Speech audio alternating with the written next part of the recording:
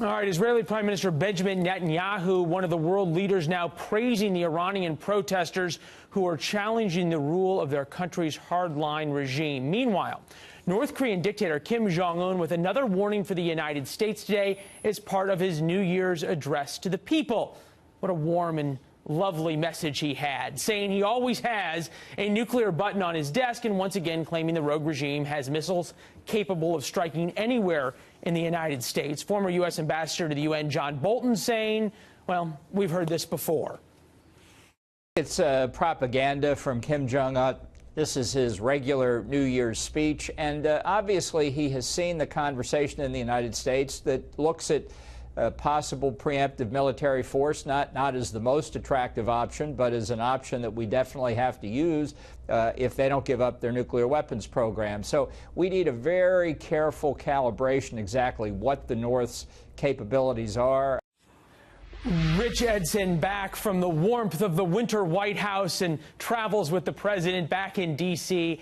With more. The president was asked last night, talked a little bit last night about North Korea.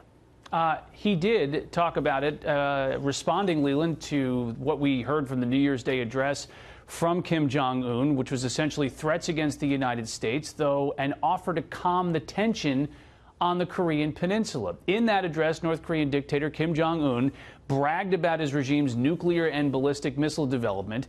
He says, quote, "The entire United States is within range of our nuclear weapons. A nuclear button is always on my desk. This is not reality, not a threat. This year, we should focus on mass-producing nuclear warheads and ballistic missiles for operational deployment.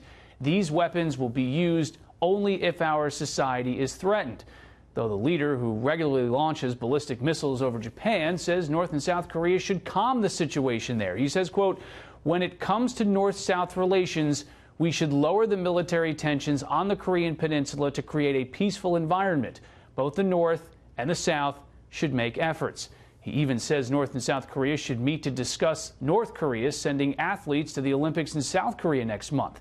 President Trump, in response to all this, says, "We'll see." His administration says it continues pressing other countries to cut off North Korea. Secretary of State Rex Tillerson says the U.S. and North Korea would begin discussions only when Kim changes his behavior, Leland. Yeah, some discussion that olive branch, the South, may be trying to sort of drive a wedge between the United States and South Korea. That's in one side of the world. The other side of the world, we have these Iranian protests turning deadly. President Trump responding to them very differently than his predecessor, right? That's what his administration is contending. That will be different, though it remains to see what exactly this administration is going to do. As Iran's president is now saying, they have the right to protest, though the demonstrators, as he said, should not make the public feel concerned about their lives and security. Iranian state media report more than 10 are dead, and there was an attempt to seize military and police installations. Meanwhile, world leaders are weighing in on what's going on in Iran, in particular Iran's enemies, like Prime Minister Benjamin Netanyahu of Israel. Brave Iranians are pouring into the streets. They seek freedom, they seek justice, they seek the basic liberties that have been denied to them for decades. Iran's cruel regime wastes tens of billions of dollars spreading hate. This money could have built schools and hospitals. No wonder mothers and fathers are marching in the streets. The regime is terrified of them, of their own people. Thousands are protesting a poor economy while Iran engages in costly proxy wars across the Middle East. These are the largest protests in Iran since 2009. Yeah, since the Green Revolution. Important question, though. We discussed this a little bit yesterday. We've heard from President Trump on Twitter a number of times supporting these Iranian protesters, saying the world is watching. We just heard from the vice president also saying that we can't let these protesters down, saying the United States in some way, yet to be determined, is going to stand up for these protesters. What about the reaction from Europe? So often it's the Europeans who can't wait to jump out in front of any kind of human rights violations. You've got people being killed in the streets of Iran. Anything from the Brits, the Germans, the French, the Italians?